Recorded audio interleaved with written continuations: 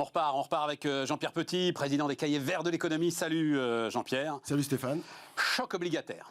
Oui. Il faut être... Alors, le truc est toujours un tout petit peu compliqué avec l'obligataire. Autant les mouvements de marché-action, on arrive à comprendre facilement. L'obligataire, c'est plus compliqué.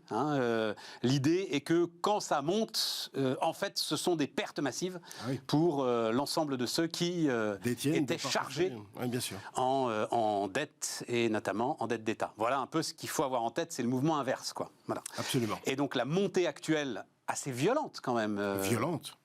Violente. Il y a un mois, ce qui compte en macroéconomie, c'est le taux d'intérêt réel, c'est-à-dire le taux d'intérêt long nominal, moins les anticipations d'inflation sur la même maturité. On était, sur le taux d'intérêt à 10 ans américain réel, on était à 0,4. Et aujourd'hui, on est à 1,5. C'est-à-dire 100 points de base, 110 points de base en l'espace d'un mois. Et en début d'année, on était à moins 1. Voilà, ça donne une idée du choc. Donc 110 points de base, 1%, 1,1%. Voilà, en plus. En un mois, ouais. Ça c'est très important comme choc. C'est extrêmement important.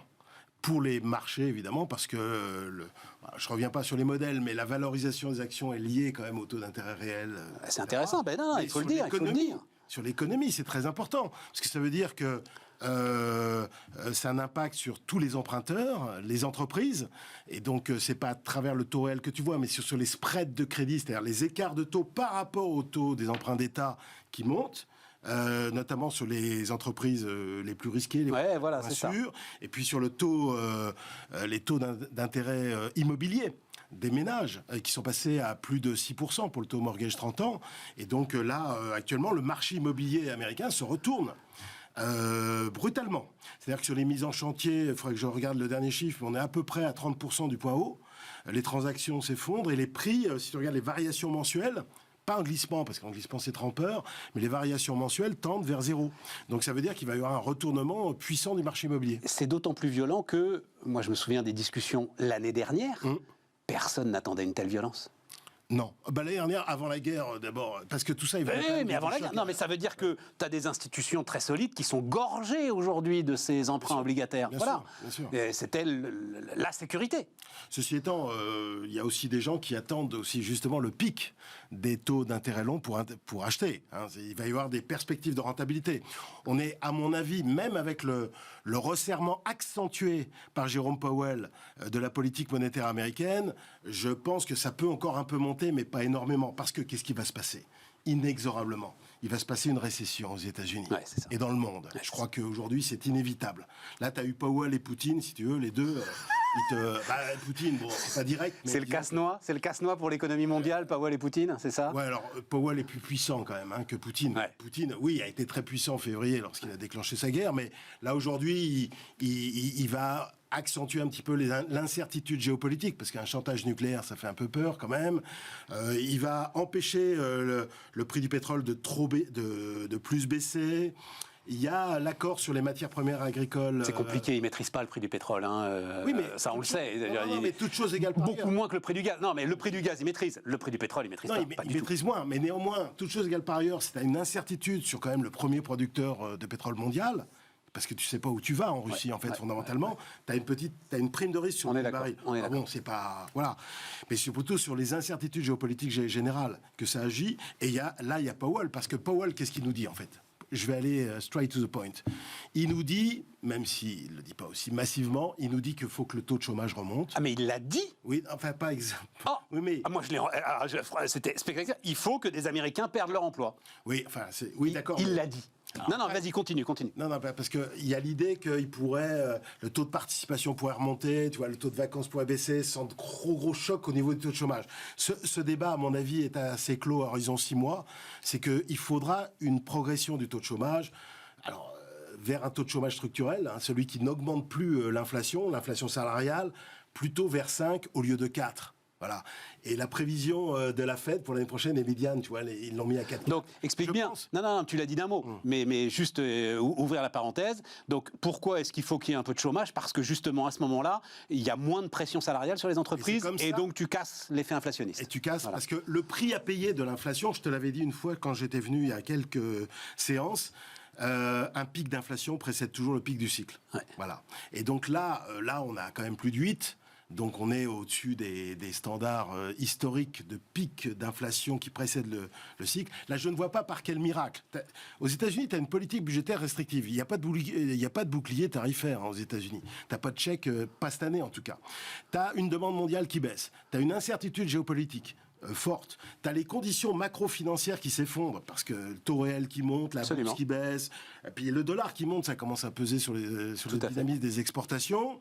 Voilà, tu as la confiance qui chute, puis tu as le niveau d'inflation qui est problématique. Non, mais ça, récession, et en plus, tu as une réserve fédérale qui veut provoquer la récession. Absolument. Pour casser l'inflation, point. Elle a raison de le faire. Oui, aujourd'hui, parce que c'est trop fort. Voilà, c'est trop fort. Alors Paul Volcker l'avait fait en 79, lorsqu'il avait décidé, bon, c'est la fin de la récréation, et lui, le taux d'intérêt réel, il n'était pas 1,5 là. Si je prends le taux court réel, on était monté, le taux court réel, c'est-à-dire le taux directeur de la Fed moins l'inflation, on était monté à près de 10. Et donc entre 79 et 82, on peut considérer que l'économie américaine est non-stop en récession. Et le taux de chômage monte à 10,8 en août 82. Donc, tu vois, qui a amené Ronald Reagan, ce qui a fait perdre... Voilà, exactement. Mais j'en ai même oublié son nom, dis donc, du président du moment, là. Enfin, bref. C'était Jimmy Carter. Jimmy Carter, voilà. Et il avait été... Bon, mais attends, parce que le temps tourne très vite et il y a beaucoup de questions. Ok, donc récession aux États-Unis, machin... En zone euro, la situation n'est pas du tout la même. Hein. On en a déjà parlé ensemble. On est encore plus en difficulté, si je puis dire. Alors, c'est pas tellement l'inflation sous-jacente. Enfin, l'inflation, elle va être plus élevée, un peu plus élevée qu'aux États-Unis, mais c'est pas à cause des pressions salariales, parce que les pressions salariales sont à quelque chose près, à moitié à peu près du rythme des pressions salariales aux États-Unis. C'est ça. Le problème, c'est le gaz. Ouais. Gaz, électricité. Voilà. C'est notre extrême dépendance à l'énergie extérieure, en particulier à l'énergie russe, historiquement, et plus le fait que assez paradoxalement, on me dit souvent le bouclier tarifaire, ça permet de limiter l'inflation. Oui, à court terme, parce que statistiquement, effectivement, les prix augmentent moins, mais dans une perspective un peu plus longue, à 6-12 mois, par exemple, comme tu maintiens la demande, parce que finalement, quand tu files du fric aux gens, bien sûr, voilà, tu maintiens la demande, et donc en maintenant la demande, tu ne résous pas le déséquilibre offre-demande. Tu vois ce que je veux dire? Et donc, tu maintiens structurellement le niveau d'inflation un peu plus élevé. Tu as des soutiens budgétaires aujourd'hui, si je prends en compte l'ensemble des pays européens, pas loin de 3 points de PIB en année pleine. Ouais. Donc c'est énorme. Il n'y a pas du tout ça aux États-Unis. Ouais. Alors en plus, l'euro, il baisse au pire moment, si je puis dire. On est à 0,96, 0,97. Alors comme on dépend beaucoup de l'énergie importée, alors forcément, tu as un effet. Mais l'idée quand même, l'idée n'est pas idiote que de mettre... Alors c'est pas du tout la volonté du gouvernement quand il l'a fait d'ailleurs, hein, c'est purement politicien, mais l'idée de ce bouclier tarifaire qui enlève un peu de pression sur les entreprises, un peu de pression sur les salaires, et donc permet quand même, si tu te dis que c'est transitoire, voilà, de lisser les ajustements, si tu te dis que c'est transitoire, c'est pas mal. La zone euro était de toute façon en récession, compte tenu de l'importance du choc, en particulier du choc gazier, plus la baisse de la demande mondiale, plus... Là aussi, le resserrement des conditions financières, c'est un peu moins violent qu'aux États-Unis, mais quand même, la bourse baisse, les spreads de crédit montent, voilà, donc c'est quand même un petit peu problématique. Donc elle subit tout, et elle a, voilà, tout ce qu'elle fait, c'est un peu de soutien budgétaire pour éviter que ça baisse trop, ouais, et pour éviter que politiquement ça se passe mal aussi, ouais, dans la rue, etc. Ouais. Donc c'est pas illégitime non plus. Ouais. Voilà. Simplement, le processus, la sanction, ça va être que au cours des prochains mois, l'inflation de la zone euro va être un peu plus élevée qu'aux États-Unis. Mais globalement, grâce à la récession et grâce à la montée du taux de chômage aux États-Unis, il va y avoir une désinflation en 2023. Voilà, c'est tout. Donc on est bien sur un moment transitoire, un sale moment à passer. Année 2023, sale moment à passer, et après... L'histoire de transitoire de Powell, ça m'a toujours fait marrer, parce que historiquement, depuis 2 siècles et demi, on a des statistiques d'inflation aux États-unis, au Royaume-Uni. Oui, tu veux dire qu'on est toujours transitoire de quelque chose, quoi. Non, mais transitoire, ça n'a jamais duré, les cycles inflation. Même durant les périodes de guerre, c'est 5-6 ans, quoi, tu vois. Et sur la carte, sur un graphe... Mais là, t'es pas parti pour 5-6 ans, là, l'idée. Non, là, je pense que c'est un cycle de 2 ans et demi, voilà, où tu auras une inflation, quand même, 2 ans et demi, 3 ans, ouais, où tu auras une inflation quand même supérieure à... Oui, c'est ça, donc ça fait un gros transitoire, quand même. Voilà, ça fait un gros transitoire. Mais c'est pas les années 70. D'ailleurs, les années 70, c'est un peu trompeur de dire ça. Parce que ça démarre en octobre de 73 à cause de la guerre du Kippour. Ouais. Alors, c'est ce que je dis souvent, c'est dommage qu'on ne puisse pas monter les graphes, parce que tous les chocs inflationnistes... Ah bah si tu me les avais envoyés, on les aurait montrés. La prochaine fois, on fera ça. Ouais, on y pensera. C'est tous les chocs inflationnistes sont liées à des phénomènes de guerre, à cause des pénuries qu'elles génèrent. Les embargos généralisés, voilà, plus la mobilisation des gens sur l'effort militaire, non pas sur leur activité, donc tu as des pénuries dans tous les sens. Voilà. Et ce qui s'est passé en 73, c'est ça, parce qu'il y a eu l'embargo, et puis l'inflation est montée jusqu'en 74-75, on est rentré en récession, puis en 76-77, ça baisse, hein, l'inflation. Tu redescends les chiffres, je donne des chiffres approximatifs, mais c'est de l'ordre de 4,5 aux États-Unis, tu vois. Et après, manque de bol, tu as la deuxième guerre, tu as l'arrivée de l'ayatollah Khomeini et de Saddam Hussein, de sacrés numéros quand même, hein, dans leur pays, à la tête de leur pays en 79. Et les deux pays, Iran et Irak, sont des acteurs majeurs du pétrole à l'époque, bien plus qu'aujourd'hui. Et boum, deuxième choc pétrolier, et ça repart en 80, à partir d'une base à 5, tu vois, on n'était pas redescendu à 2 ou à 3, tu vois, alors donc, on repart avec l'indexation des salaires, etc. Et c'est là que Volcker dit, bon, là, on va pas recommencer le même truc. Et chez nous, Jacques Delors. Chez nous, ouais, alors nous, ça la planche à voile de Jacques Delors avec 5%, on est dans la course. Je me souviens de ce slogan, comme si on y pouvait quelque chose. 82-83. Ouais. Nous, c'est plus par le biais effectivement, de la politique budgétaire. Attends, juste un mot quand même, parce que tu dis donc toujours provoqué par des guerres. Pour toi, donc tu as été promoteur de cette politique de quantitative easing, etc., de déversement massif de monnaie. Hein, et c'est pas ça qui provoque l'inflation.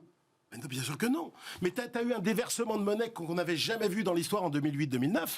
Et tu as vu de l'inflation. Au contraire, on n'a pas arrêté de parler de stagnation séculaire, de pression déflationniste durant toute la décennie. Oui, mais à un moment, ça s'est déclenché. À un moment, il y a eu un trop-plein. Mais il y a eu deux chocs d'offres tout à fait absolument extraordinaires. Un, Covid, parce que mine de rien, les chaînes d'approvisionnement... bien sûr, c'est le Covid qui avait commencé le truc. C'est la première cause. Évidemment. Et le deuxième, tu as une guerre avec deux pays belligérants qui sont des producteurs et exportateurs massifs de matières premières, et pas seulement sur l'énergie. Tu as eu l'agriculture qui a progressé jusqu'en juin, à peu près, juin-juillet. Tu as eu les engrais, tu as eu les métaux, un certain nombre de métaux industriels. C'est pas seulement un choc pétrolier, bien sûr. C'est un choc énergétique et matières premières, et qui s'est diffusé. Et d'ailleurs, ceux qui disent que c'est la monnaie... Non seulement ils étudient pas le truc, mais en plus, il y a la Réserve fédérale de San Francisco qui a fait une étude très intéressante sur le fait que, après Covid et avec la guerre, ce qui s'est passé, c'est que tout de suite, les anticipations des ménages se sont formées. Ouais. Et comme on était avec un taux de chômage très bas, bah, tout de suite, les progressions salariales sont faites. Mais elles se sont faites sur la base des anticipations liées à des chocs d'offres tout à fait exogènes, enfin tout à fait extérieurs à la vie économique. Alors ça, c'est pas la monnaie. Voilà. Autre truc important qu'il faut expliquer, cette histoire d'anticipation. C'est-à-dire, donc, on l'a beaucoup dit, en zone euro, facteur exogène, l'inflation, facteur exogène, tu l'as bien décrit, à quoi ça sert de remonter les taux d'intérêt? Justement pour casser ces fameuses anticipations, c'est ça. Le problème, c'est que ceux qui me disent... c'est comme Arthur Burns, si tu veux, c'était le patron de la Fed, de la Fed américaine, dans les années 70, en 74-75, il y avait certains congressmen qui lui disaient, mais tu resserres pas assez la politique monétaire. C'est vrai que les taux d'intérêt réels étaient souvent négatifs aussi, à cette époque, au début, hein, avant Volcker. Et lui, il répondait, mais je peux rien, c'est un choc d'offre, c'est la guerre du Kippour. C'est pas ça qui va faire baisser le prix du pétrole. Voilà. Mais sauf que les anticipations, et à l'époque, on les mesurait beaucoup moins bien. Il n'y avait pas le marché des obligations indexées sur l'inflation, les marchés de swap d'inflation, les enquêtes comme celle de l'Université du Michigan étaient moins bien faites, etc. Donc on ne savait pas, tu vois. Et puis il y avait des processus, parce qu'on sortait des 30 glorieuses, enfin, surtout en Europe, mais aussi aux États-Unis, où il y avait l'indexation des salaires quasi automatique sur les prix. Donc personne ne s'inquiétait de l'inflation en plus. Et puis en fait, la spirale s'est installée. Et là, je trouve que la Réserve fédérale et la BCE ont eu raison de frapper fort au début, même si c'est au prix d'une récession. Parce que quand tu regardes bien les anticipations de moyen terme de marché, et même maintenant des ménages à moyen terme, et même à court terme maintenant à 1 an, elles commencent à baisser. Ouais. Ce qui veut dire que ça tend, le choc des inflationnistes, le sacrifice des inflationnistes est utile dans une perspective de moyen terme, évidemment. Et donc, c'est pour ça que je soutiens plutôt, alors peut-être que, inexorablement, dans 1 an ou 2, quand on aura passé la récession, on dira « Ah bah, Powell a été trop fort ». Mais c'est toujours trop facile de le faire ex post, parce que, si tu veux, le degré de finesse de la politique monétaire, à la fois dans le discours et dans l'action, est trop compliquée ex ante. C'est ce qu'a dit Janet Yellen d'ailleurs, j'ai trouvé ça un peu fort de café quand même, ça. Donc celle qui était sa prédécesseuse, celle qui était avant, qui est maintenant au Trésor américain et qui dit non, tu tapes trop fort et tout. Alors je sais pas, c'est peut-être un jeu entre les deux en même temps, j'en sais rien, mais enfin j'ai trouvé ça un peu fort de café. Restons sur notre bonne vieille zone euro. Donc ce choc obligataire, c'est un budget de la France qui part sur, alors je voudrais pas dire de bêtises, mais un taux moyen du 10 ans à 2,5% et qui est déjà hors limite, c'est-à-dire on est déjà au-dessus. Est-ce qu'on va retrouver... réels sont négatifs encore en France. Parce que l'inflation est forte. Oui, parce que l'inflation est forte. Alors, je crois que sur le taux... En plus, tu parles que du taux d'intérêt de 10 ans. Mais c'est celui qui si conduit la politique budgétaire derrière. Oui, du taux moyen. N'oublions pas, premier, ça va être, sans doute en 2024, le premier des budgets de l'État, devant l'éducation nationale. Même avec la récession, les recettes fiscales vont très bien se porter parce qu'elles sont assises non pas sur la croissance réelle, mais sur le PIB réel, mais sur le PIB nominal. Certes. La TVA, elle prend toute l'inflation. Certes. L'impôt sur le revenu, l'IS, tout. Les cotisations sociales prennent... Alors en plus, tu as plus de participation au marché du travail sur les cotisations sociales. En plus, oui, tout à fait. Oui, en ce moment. Après, tout à avec fait. le choc récessif, ça va être un peu moins sympa. Bon, mais ma question, fragmentation à nouveau ou pas refragmentation, crise de la zone euro, pas crise de la zone euro, blablabla. On pourrait venir d'une divergence politique, soit à la faveur d'élections, mais ça je crois pas du tout. Enfin, Giorgia Meloni, par exemple, ça je crois pas du tout que ça va en soi générer des tensions fortes sur les spreads de taux. Par contre, à l'occasion de la crise gazière, parce que bon là, ce qui va se passer au cours des 2 prochains trimestres, c'est que ça va être dur sur le gaz. Donc les pressions inflationnistes vont être fortes, et puis la solidarité un petit peu européenne va être un petit peu testée. Tout à fait. Voilà, c'est les beaux principes, mais sachant qu'on va pas avoir assez de gaz, faut quand même être clair. À moins qu'on soit complètement gouré dans notre estimation. Mais, les Allemands vont pas avoir assez de gaz. Nous, on va avoir assez de gaz. Moyenne. En moyenne. Mais justement, c'est la moyenne. Oui. Ce qui compte, si la solidarité européenne marche. Ouais, alors, on n'oubliera pas de rappeler aux Allemands qu'ils auraient pu être un peu plus solidaires il y a une dizaine d'années à l'égard des pays d'Europe du Sud, ou de la France éventuellement. Mais bon, je crois qu'ils ont compris. L'ère Merkel, c'est terminé. Elle est au placard, Merkel. Voilà. Le fiasco merkelien. Commençons pas. Laisse-la en paix. Je la laisse en paix, mais... pour ceux qui ne connaissent pas, c'est un des tubes préférés de Jean-Pierre Petit. Voilà. Le fiasco Merkel. Mais ce qui est bien, c'est que chez les élites européennes, on s'appelvoit de l'échec. Mais tu vois, il y a un an, où, quand je critiquais beaucoup... Il y a 2 ans. Non, elle était pas mal. Rien du tout. En fait, on s'est aperçu qu'elle nous a plantés complètement. Parce que c'est un vrai fiasco. Non, je crois que si tu prends les 180 jours, c'est-à-dire 1er octobre, 31 mars, là où la consommation de gaz est la plus forte, tu prends la moyenne des 5 dernières années, tu prends les températures moyennes, tu prends l'augmentation sur 6 mois des importations de LNG des États-Unis, du Qatar, etc. Tu prends la baisse de consommation de gaz de 15% décidée par l'Union européenne. Tu prends les importations norvégiennes, algériennes, etc. des 6 derniers mois. Tu cales tout ça. Et tu regardes, est-ce qu'on en a assez avec les stocks, avec tout ça? La réponse est non. Il nous en manque un peu. T'as fait le calcul? Au cahier de l'économie, vous avez fait le calcul? Absolument. Il nous manque 25 jours à peu près, sur 180. Ah, c'est pas rien? Ça veut dire que le prix augmente. Oui, non, mais le rationnement a déjà commencé. Par les boîtes, le rationnement va se faire, si tu veux. Le rationnement public, parce que les gens pensent coupure d'électricité, mais non, le rationnement il est d'abord privé, voilà, et ensuite prix. Alors comme non mais c'est intéressant, Jean-Pierre, ça veut dire qu'il faut qu'on y pense tous, quoi. Parce que gaz, électricité, c'est 5,3% des prix de l'indice des prix. Donc c'est énorme. Non, mais là je parle pas des prix, là je parle du blackout. Moi, la limite, les prix, je m'en fous. Non, tu t'en fous pas, parce que de toute façon, que ce soit par les prix ou les volumes, de toute façon, il y a un ajustement récessif. Sauf que les prix, ils sont... le sujet, on le voit bien, c'est que la Commission accepte l'idée que les États interviennent. Le sujet, c'est le blackout. Mais le blackout, Si mais tu n'auras pas un grand blackout. Non, tu auras des délestages, c'est ça. Etc. Et puis au total, alors plus fort probablement en Allemagne qu'ailleurs, et lié en Italie. Tiens, je vous en parlerai d'ailleurs. Tiens, il faut que je pense à l'amener demain. J'ai lu un roman, mais fantastiquement bien fait. Allemand, c'est les Allemands. C'est un auteur allemand qui a écrit ça. Super, sur le blackout.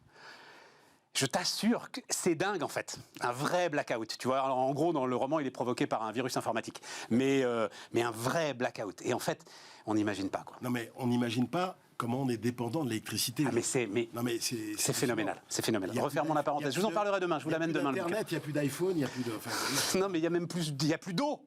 Non, il n'y a plus d'eau. Tu vois, ça, je veux dire, oublie l'iPhone, il n'y a plus d'eau, il n'y a plus d'eau. Et ça, parce qu'on parlait de Merkel, mais alors que dire de la stratégie française? Là, on a eu un super atout avec le nucléaire. Non, mais quel désastre! Non, mais tout ça pour des accords politiques. Je le dis tous les jours en ce moment, on aurait dû être le Koweït de cette Et crise. bien sûr, on était des grands winners, là.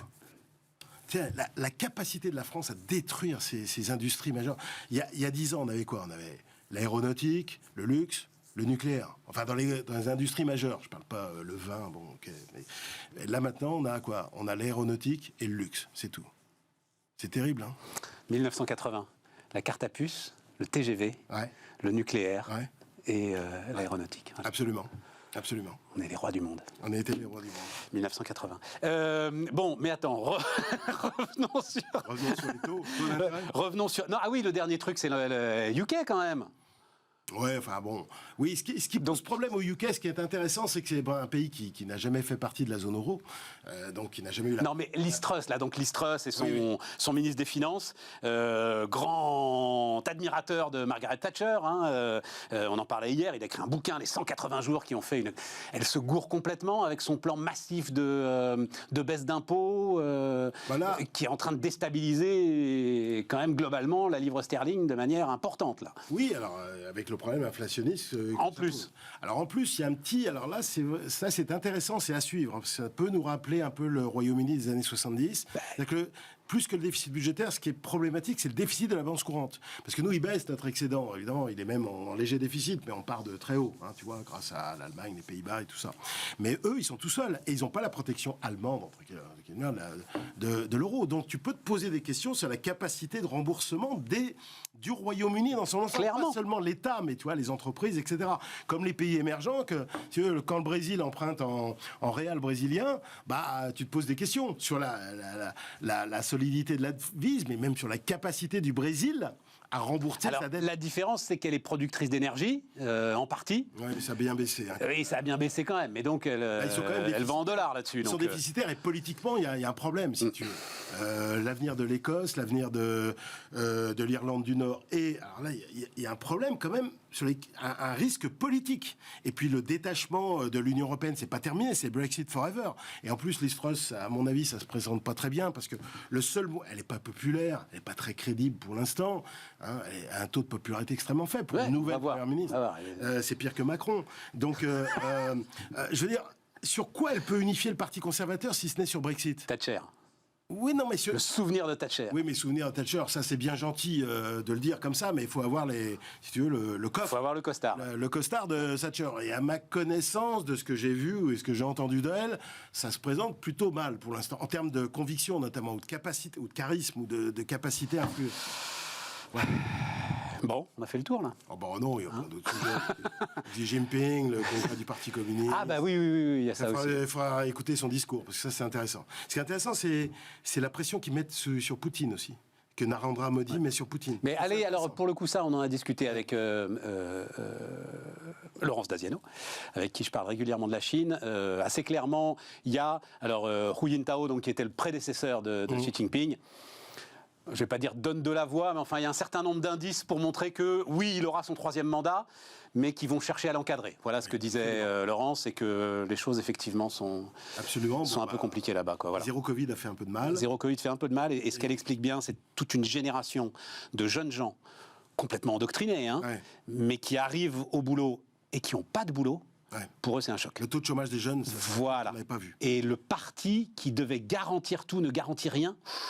C'était la grande légitimité du Parti communiste, historiquement. Voilà. Les grandes réformes de Deng Xiaoping, l'augmentation du niveau de vie, les perspectives pour les jeunes, etc.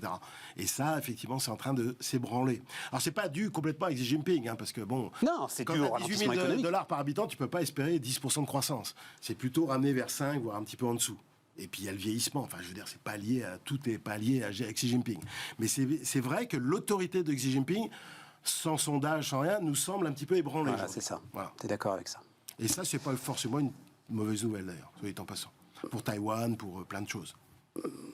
Bah si, parce que... Ou au contraire, je veux dire, Non, parce que- des dirigeants autoritaires en mais perte non, de vitesse parce que, qui attends. tentent l'aventure extérieure, Oui, on en mais a connu. attends, il se plante en 48 heures, il se plante en une semaine ou en 2 semaines. Il lui arrive, alors, la même chose, à minima, que ce qui est arrivé à Khrouchtchev en 62 quand il a tenté le coup sur les fusées. C'est-à-dire qu'il se fait sortir tout de Il suite. se fait sortir par des médiocres en plus. Brejnev, Kosygin, c'est pas des stars. Voilà. Donc, et il finit tout seul dans sa semi-dacha en 71. Tu sais combien il y a de lignes dans la Pravda? Une ligne. Alors que c'est le successeur de Staline. Quand il meurt, Khrouchtchev, Quand il y a une ligne dans la Pravda. Une ligne dans la Pravda. Bon, il y avait un progrès par rapport à Staline, parce qu'en général, quand tu dégageais sous Staline, c'était fini pour toi et ta famille. Ouais. Voilà. Tu disparaissais des photos. Tu disparaissais des photos. Bon, et on discute, mais le temps Voilà, tourne. bon, c'est Merci, mon cher Jean-Pierre. On continue, Bismart.